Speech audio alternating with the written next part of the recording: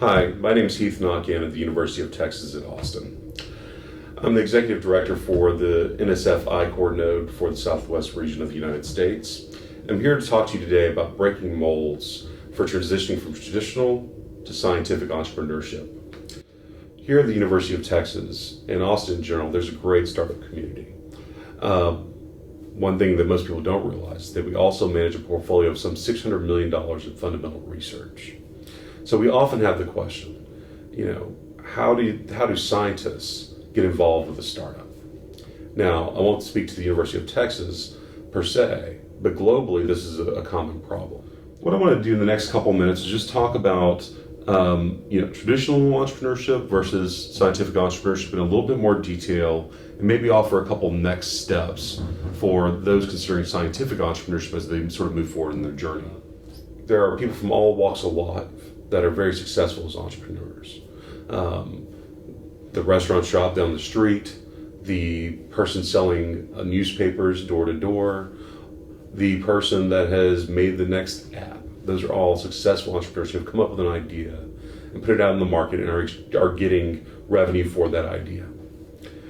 It becomes a little bit more difficult, however, for scientists that have worked on something for 20 years in their lab to put it out into the marketplace and just sell something.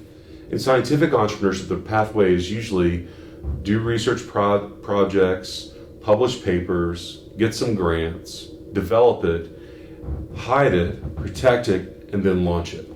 And that takes a lot of time. So consider the example. In today's MBA programs and a lot of student-based entrepreneurship programs, there's a big push for doing those technologies that are closer to market. And what does that usually result in? Those are usually IT-based ideas, software as service, apps, something like that. Things that require minimal hardware, minimal expense, and minimal expenditures of time to develop. So ultimately, it's very cheap to test whether that idea can actually get out in the market. Consider, however, someone who is working in their laboratory on a nanomaterials coating that might be suitable for oil and gas exploration, but it might also be great for, say, anti-skid corrosion on roads. How do they know where to go next, and how do they prototype it? They can't exactly put out a new road to try out their material somewhere in the middle of nowhere, at least not easily.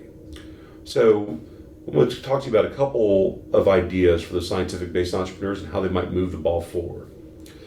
One of the things we've been working on here is using the platform of evidence-based entrepreneurship for our scientific researchers. And basically what that means is, similar to the traditional scientific method of hypothesize, test, revise, test, theory, going forward with the entrepreneurial concept around a technology idea and reaching out to the market with hypotheses about the value you provide, test that by talking to people, and bring that back around to help inform and guide your research moving forward. By going through this iterative process, what we have found is that scientists are able to not only get better traction with the marketplace, but they're also able to revise or revamp their research towards a more commercially viable direction. So one of the things I would challenge all of you interested in scientific entrepreneurship to do is really get out of the lab, get out of your building, get out of your comfort zone, spend time talking to people, see what they care about, see what their pain points are. And that might inform you and push you in a direction you wouldn't have thought of before. And I'm pretty sure you'll discover that they may have a problem you haven't even considered that might be pretty easy for you to fix. Then you really have a market. Thank you.